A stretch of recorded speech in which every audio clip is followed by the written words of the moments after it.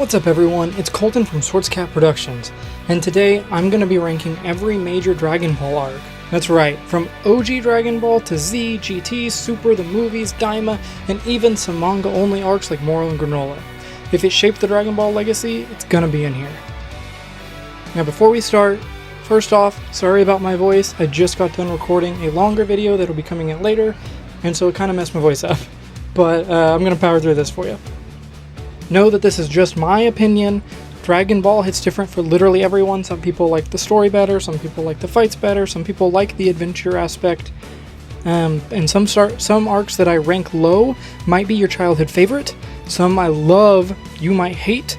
That's the beauty of this series. It spans generations and we can all connect with it in different ways. So let's go ahead and get into it.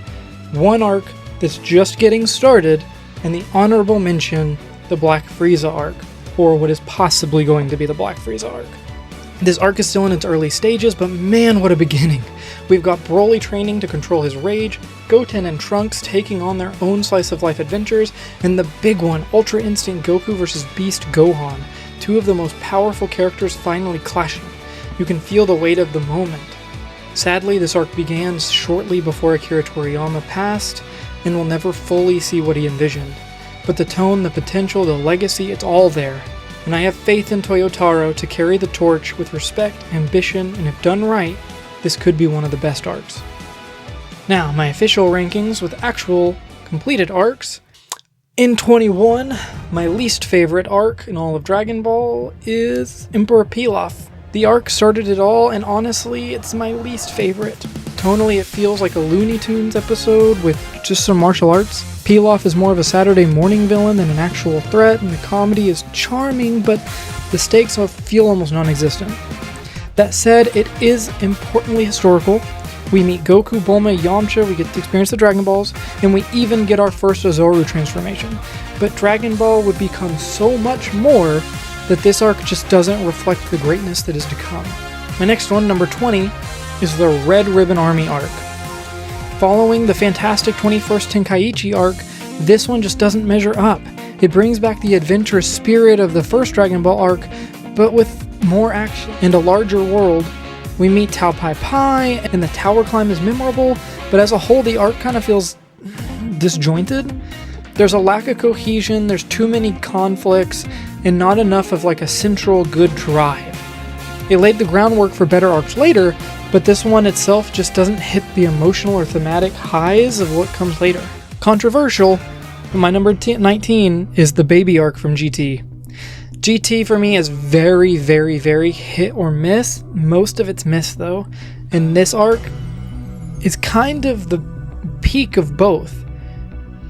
The early half with Goku, Trunks, and Pan on their space road trip, which sets up this arc, so that's how I'm counting it. It feels like a boring retread of the Pilaf arc, but worse. It's directionless and just tonally odd. But once Baby arrives and takes over Vegeta, the story finally finds its footing. The concept of a Tuffle parasite seeking revenge on the Saiyans is compelling, and Super Saiyan 4's debut is undeniably the best thing about GT. But the uneven pacing and bizarre tonal shifts weigh this arc down majorly. It has strong moments, but it's an overall messy package. Number 18 is the Resurrection F arc. This arc had, so much potential, and it fumbles almost everything about it. Golden Frieza's design is pretty damn cool.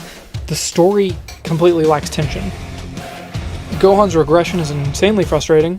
Vegeta doesn't get the win he deserves, again. And Whis rewinding time to undo Frieza's destruction? It feels kind of lazy. Also, Super Saiyan God is dropped way too quickly in this movie in favor of Blue. Super Saiyan God should have been the form in this, not Blue. And unfortunately that becomes the new normal after this. Super Saiyan Blue is flashy, but it's hollow, and this movie's just a real step down from Battle of the Gods. Number 17 is the 21st Tenkaichi Tournament. This is the arc where Dragon Ball really figured itself out. At least, started to. Goku and Krillin started training under Master Roshi, the introduction of the tournament structures, and the reveal that Roshi is, quote-unquote reveal, that Roshi is Jackie Chun was all great. The fights are super fun and the ending is meaningful. Goku loses, but he learns. Still, as good as it is, the series only improves from here. This arc sets the tone, but it's not near as legendary as later ones. Next is the Shadow Dragons arc of GT, as number 16. This arc had an amazing premise. What if the overuse of the Dragon Balls had consequences? And the final fight with Omega Shenron is pretty damn hype, but everything before that feels so dragged out. The early battles with the weaker dragons feel like filler, and it's really hard for me to get through and watch. Vegeta's Super Saiyan 4 transformation requiring external tech is kind of disappointing. Super Saiyan 4 Gogeta was really dope, but kind of underused. Still, the ending, Goku's farewell in GT, is beautiful, and probably the greatest ending of Dragon Ball we could get. It closes the GT timeline with dignity, even if the arc overall was bad. The fact that we got this ending here is almost worth it to watch. Number 15 is the arc we got in Daima. I don't know why I said it like that. Daima. The final anime project with Toriyama's involvement, and it shows his love of the series. Daima returns to the whimsical tone of early Dragon Ball, but it blends it with the modern version of action. Goku and Vegeta get de-aged, has turned into kids, but in a better way than it did in GT. There's mystery, comedy, and amazing fights. Super Saiyan 3 Vegeta and a Toriyama-approved Super Saiyan 4 Goku design, both in, quote-unquote canon, is incredible. It has major flaws. The ship breaking like 17 times was really annoying. And then, obviously the inconsistencies with story and stuff like that, but otherwise it's pretty good. It's a good little fun adventure. Number 14 for me is the superhero arc. You get Beast Gohan, Orange Piccolo, Red Ribbon Army returned. I mean, there's a lot to love and a lot squandered. Gohan's transformation just doesn't feel earned. I understand he's been training a little bit, but then you show he's kind of weaker when he puts the armor on and stuff and doing that. So it's like he's been training, but obviously not enough to unlock a new form this powerful. So, Cell Max is insanely infuriating. He's a kaiju with no personality. And the arc fails to explore Gohan's history with Cell in a meaningful way. I begged for years the perfect way. As soon as I saw Gohan weak in Super, I was like, the perfect way to get him to get back into training and realize his mistake is to bring back Cell as a villain. And then they do it in this way, where he's nothing like Cell. And then they pretty much almost completely ignore Gohan's trauma and connection to Cell, when at the bare minimum, Gohan's trauma and seeing Cell back could have done something for him. The only thing we got close to this was just seeing Cell hold Piccolo react like activated Gohan's thing, same thing, but yeah, it wasn't done well or anywhere near what it could have been. But Piccolo shines here, so that's good. He finally gets some recognition and has a new form after training non-stop since Z. Number 13 for me is the 22nd Tenkaichi tournament. This is when Dragon Ball starts to even snap more into focus for me. Tien is like the first really good antagonist of the series. The Crane School rivalry with the Turtle Hermit School is fantastic.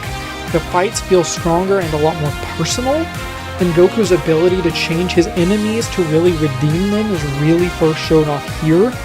And it becomes the core theme of his character, really. This arc made me realize that Dragon Ball wasn't just like a fun adventure show, it was good and had emotional weight. My number 12 is the Universe 6 tournament in Super. It was a perfect way to expand the Dragon Ball world, Universe 6 introducing like Cabba, Frost, and Hit, and Champa, and a lot of them left an impression that I'm really glad that they're there, and the dynamic between Vegeta and Cabba is probably the best part of this arc for me.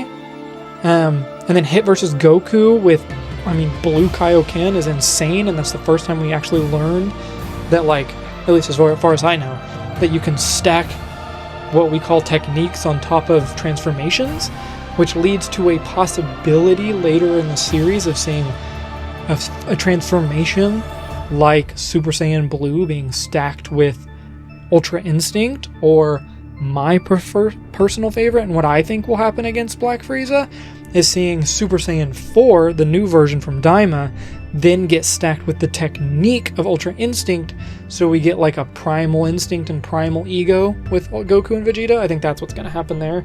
And we wouldn't know if that's possible or be able to do that without at least starting it here.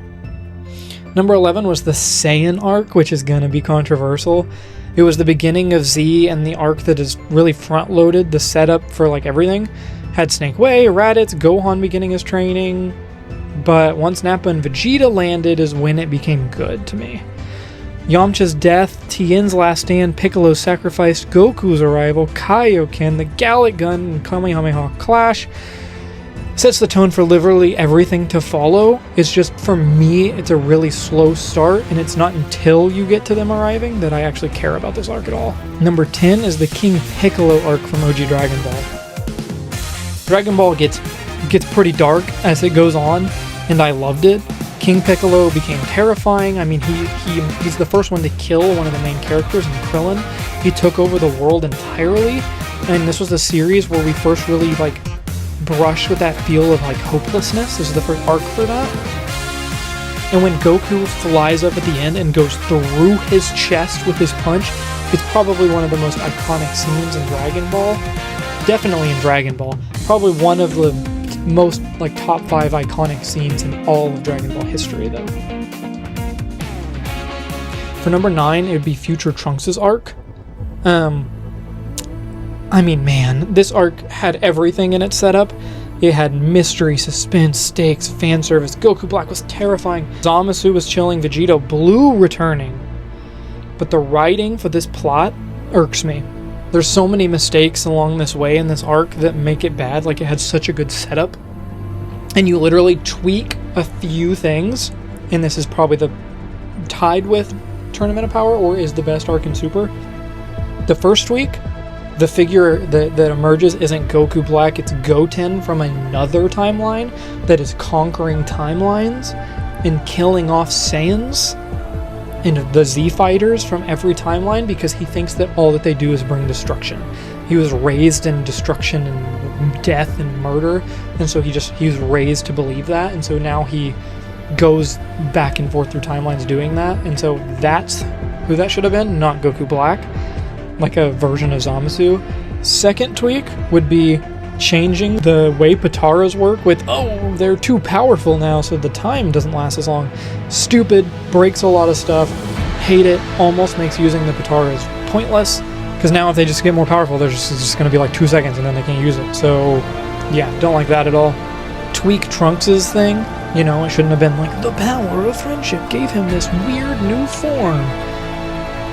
Let him, I liked the spirit sword instead of like a spirit bomb. That's awesome. You can use that 100%. He doesn't need a new form with it though. Have him go, I mean, hell, have him go Super Saiyan 3.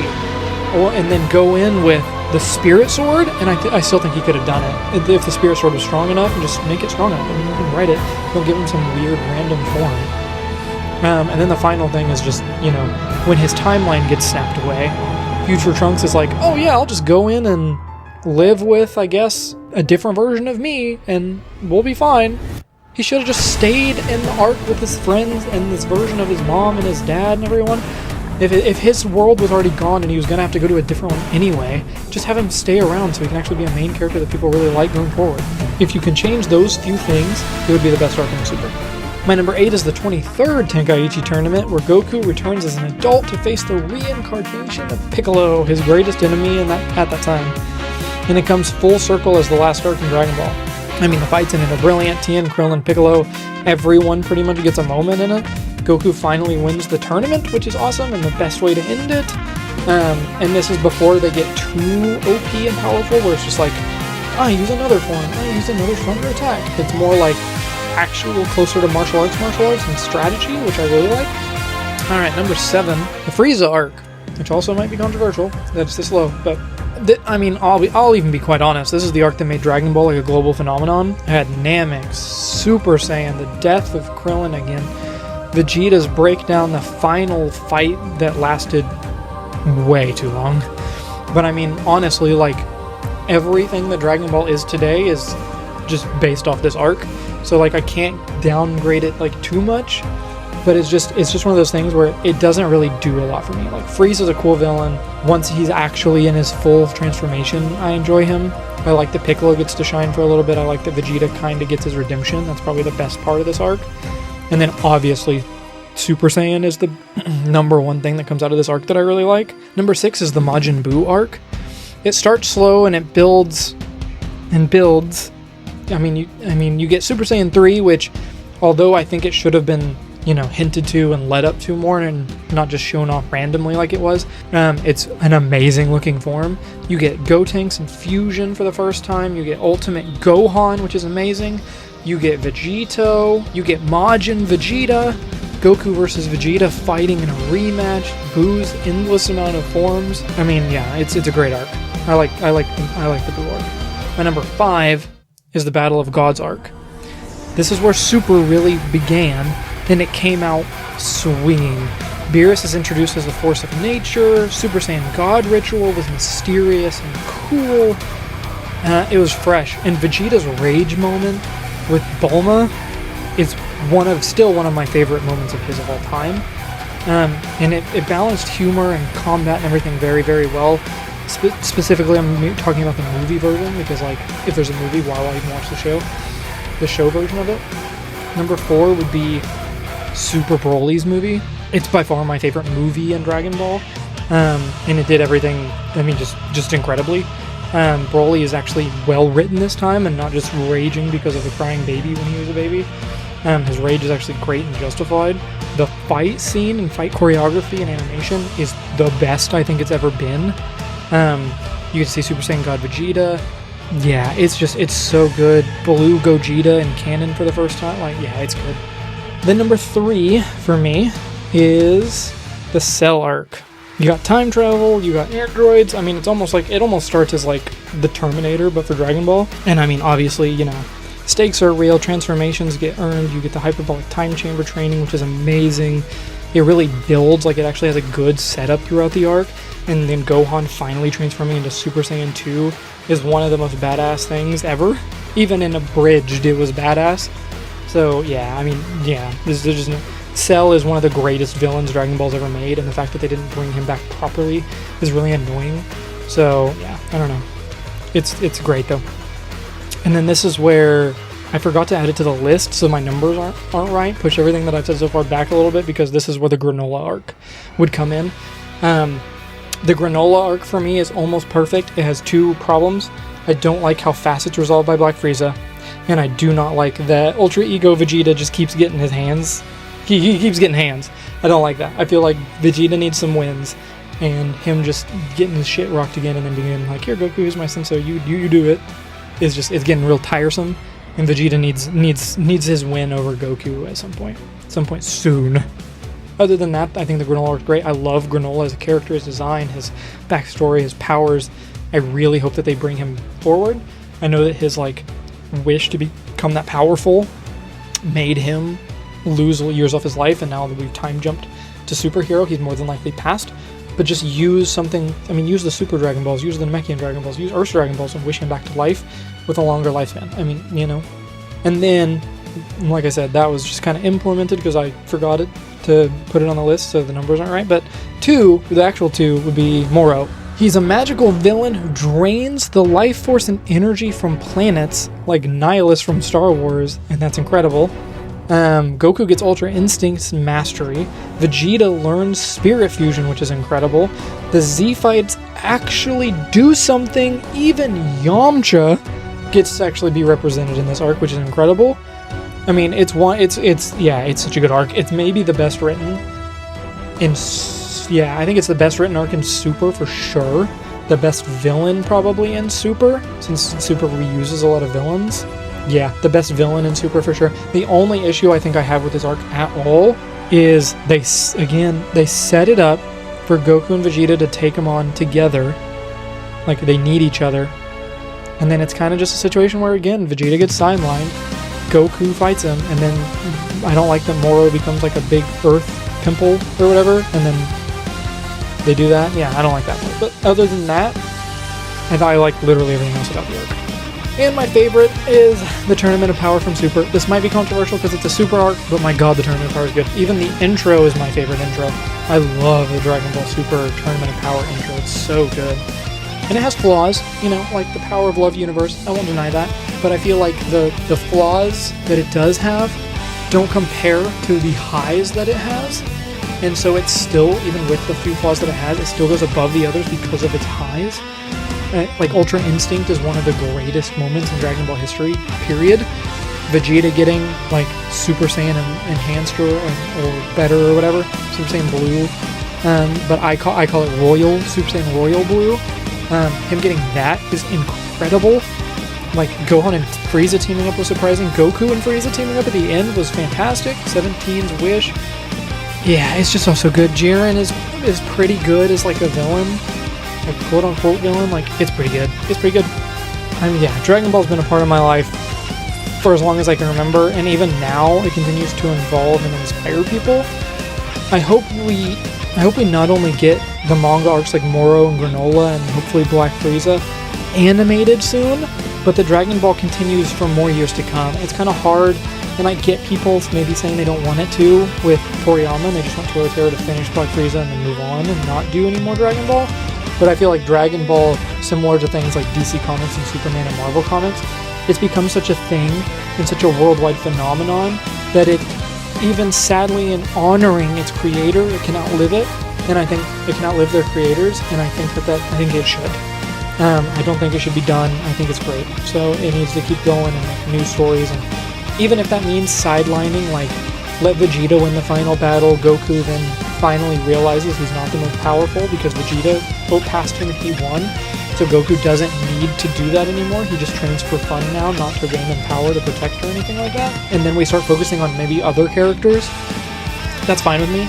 I just think that it should continue. Yeah, so thanks for watching. Let me know your rankings down in the comments and what you think about mine. I want to hear what arc, hit hardest for you, which one you liked the best, which one maybe you didn't like. But be sure to like and comment and subscribe, and there'll be more content coming your way. Thank you. Bye.